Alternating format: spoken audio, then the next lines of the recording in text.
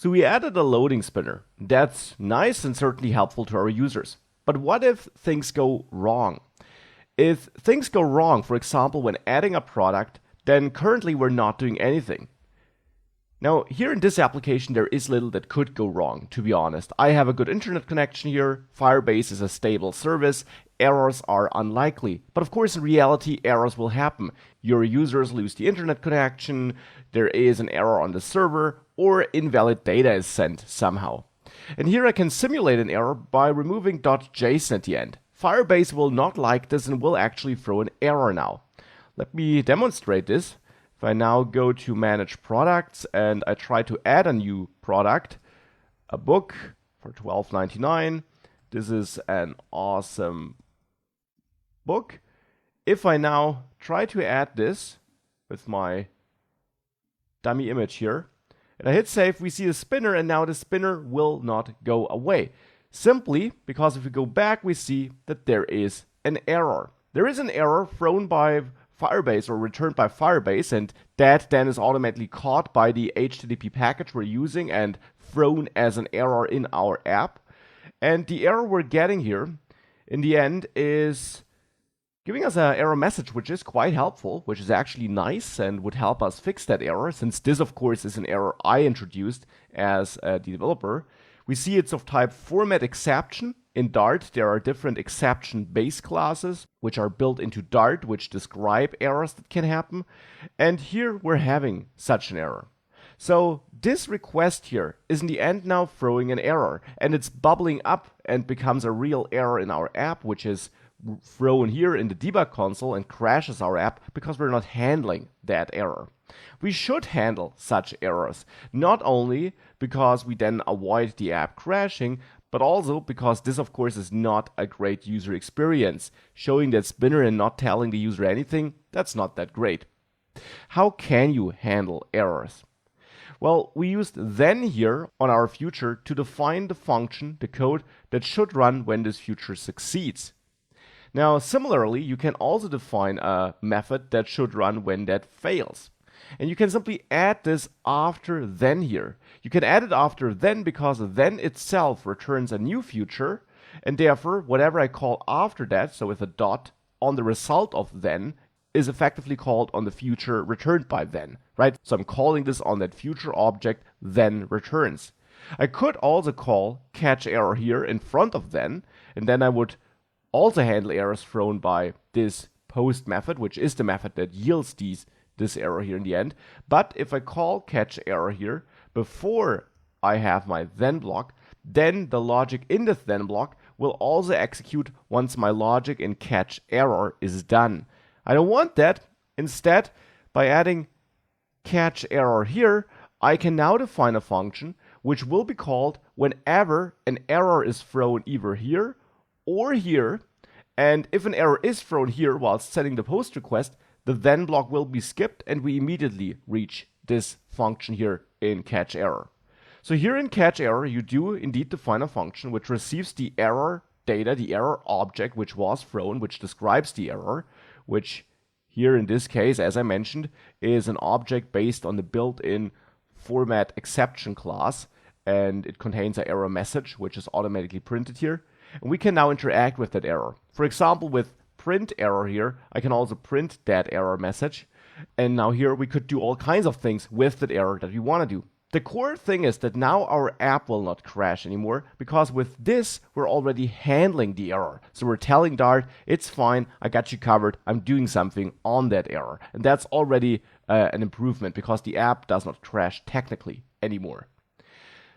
Again, as I mentioned, the code in here in the then block will be skipped if the error is thrown inside of our post method there, which is the case for this error I added here. And therefore we make it straight to catch error. Now, of course, here we could do all kinds of error handling. For example, also send this to our custom analytics server to store this error message there and get notified about that error in one of our apps. Or just log it here, which isn't too useful because the user will not see that. So what we might want to do here is either not use catch error here at all, or simply use the throw keyword, which is built into Dart, to throw that error we're getting here again. So throw takes an error object, and we're getting an error object here, and it will now create a new error. So we're handling the error here, and now I'm creating a new one. I'm only doing this because I have catch error here, and I want to be able to add another catch error clause in another place. And that other place is the added product screen. That's, of course, the screen where we sent that request. Right here we call add product. There we handle the success case, and there we now have the problem that we have no success case, but that we have an error. So what we can do here is we can add catch error here as well, and now this will be reached because I'm throwing my error here again. Alternatively, if we would leave out catch error here altogether, we would also reach catch error here. So catch error is reached if there is an error, but only the first catch error in line will execute then, and that will then handle the error. So here we now also get that error object, and here we can now also do with it what we want. But here, of course, the great thing is we're now in the widget. So here we can now do something which the user sees to inform the user about the error. So here we could send or show a dialog with show dialog, and show dialog takes a context, and there we can use the context property, which is available everywhere in your state object or in your state class, and we're in the state class here, of course. And besides the context, show dialog also takes a builder, which is used to build this dialog. It takes a function which gets its own context generated by Flutter, and then here we typically return an alert dialog, which allows us to configure such a dialog box which is presented to the user. In that dialog box here, I'll set a title. An error occurred sounds like a fitting title. Whoops, that should be a text widget though, not just plain text. And besides the title, we also want to have a content here. And there I'll have another text widget where I say something went wrong. Though if we wanted to, instead of having our generic text here, we could also simply use the error here. Error is an object which will have a message inside of it, and it's configured. All exception classes in Dart are configured to have a toString method. That's actually a method which every object in Dart has. So every custom object has toString as well, because Dart basically gives you this object base class on which every class in Dart invisibly depends. So toString is available on every value in Dart, but toString on error objects is specifically configured to simply print a readable error message. And that's why here in our error log, for example, you see this nice message that's coming from toString being called on the error, and it then gives us the error message, which in this case Firebase gave us. Now, we could print this, but often these error messages are really technical, or you don't even want to show them to your users because they might contain confidential information. So here I'll go with something went wrong for the moment.